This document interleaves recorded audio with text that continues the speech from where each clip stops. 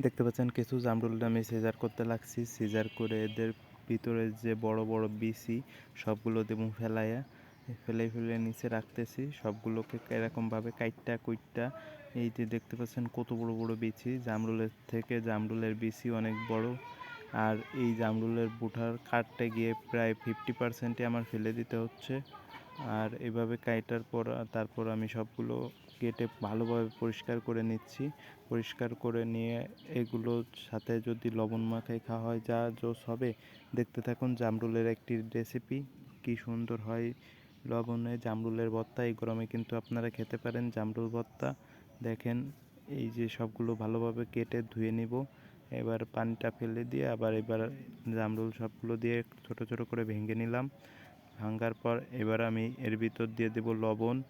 দেখতে পাচ্ছেন লবণ দিয়ে দিলাম। লবণ দেওয়ার পরে এটা একটু মাখিয়ে নিব।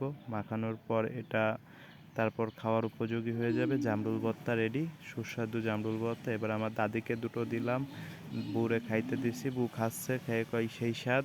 আমিও খাইলাম দুটো, সেই স্বাদ। সবাই ভালো থাকবেন, আল্লাহ হাফেজ।